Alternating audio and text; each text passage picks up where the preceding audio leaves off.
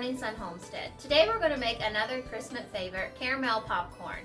Popping the corn is quite simple. You need a heavy pot. We used a large pot because we did 30 cups. We're going to make a triple batch. And you need to put some oil in the bottom. You can also use butter if you want to. You put in 2 or 3 kernels. Wait for it to pop. That means your oil, butter, grease, whatever you're using is hot enough. Then you need to put in the recommended amount that you want to use. It will begin to pop, but as it's popping, you need to cause some friction by moving the pot back and forth. That will help it pop quicker and keep the heat continuing to raise. We did 30 cups, so we have 2 trays. You need large cookie sheets, or you can use numerous small ones, whatever you have. Don't buy anything special. Then you also need to line each tray with parchment paper. That's very important because this gets extremely sticky.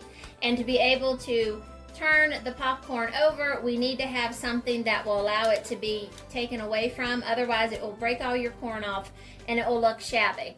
So make sure that you line whatever you're using with parchment paper.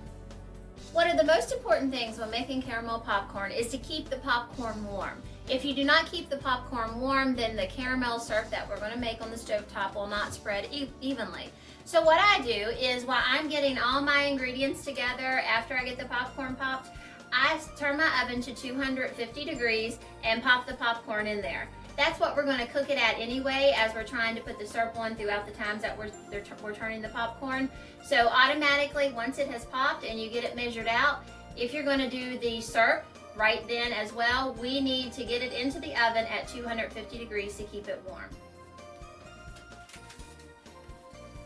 If you had a chance, we also have a do-it-yourself oven cleaner, and you can see what my oven looked like before. Yesterday we cleaned it. It's very quick. It needs to set a little bit longer than what I was able to leave it set, but it did a great job. So if you get a chance, check that out on our Morning Sun Homestead channel on YouTube. The first thing we need to do is find a heavy sauce pot and melt our butter, and it can be in the same pot that we're going to add our other ingredients, so you want to make sure it's large enough to hold everything. For 10 cups of popcorn, which is one recipe, and we are going to put the recipe in the description below, we need 1/2 cup of melted butter. Remember, we're making 3 batches, so ours is all going to be larger. To that, we're going to add our sugar. We have light brown sugar and dark brown sugar. You can use all light or all dark. It really doesn't matter. So to our melted butter, we're going to add 1 cup of light brown sugar and 1/3 cup of dark brown sugar. Or as I said before, you can use all light or all dark. It really doesn't matter.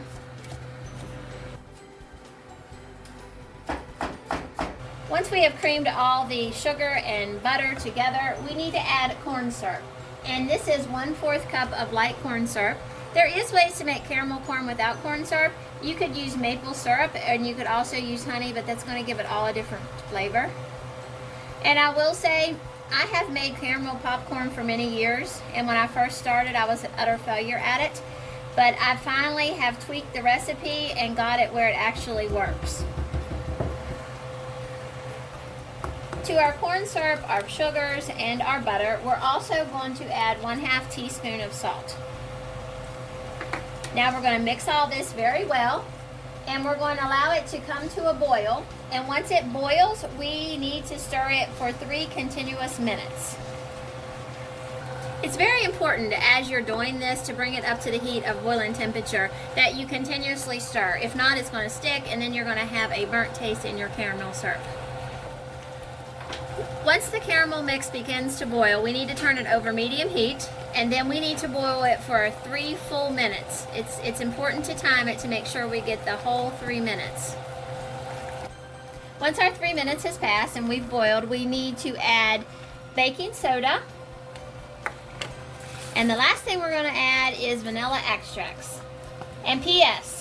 I'm using my vanilla extracts that I used to make with apple cider vinegar that has caused such a firestorm on Facebook, and everyone says it's an impossible task that we have completed many, many times.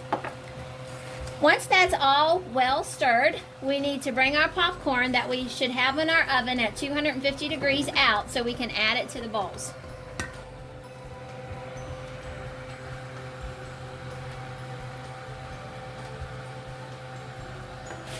Once you get your caramel on the popcorn, we want to stir. This is kind of messy unless you have higher sides on your bowl, which would be great if you have that. But we don't want to leave any clumpy messes because that will get hard as it's baking. Once you put the syrup on, the goal is to get most of the popcorn covered, and remember we need to keep it warm, so we need to get it done as quickly as possible and popped back in the 250 oven.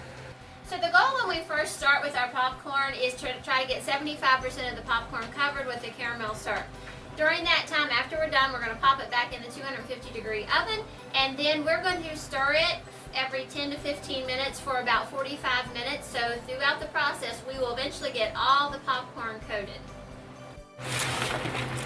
So throughout the 45 minutes, when we stir every 10 to 15 minutes so it doesn't burn or stick, you can see most of the popcorn is coated now. And keeping everything hot coats individual pieces so it doesn't get all bunched up and tough and make real gooey taste in your mouth. Put this back into the oven for the last 15 minutes. This is the finished product of the popcorn now that it's cooled. As you can see, it's not sticky. Thanks for watching this video. We hope that you enjoyed it and learned how to make caramel popcorn for Christmas. Merry Christmas!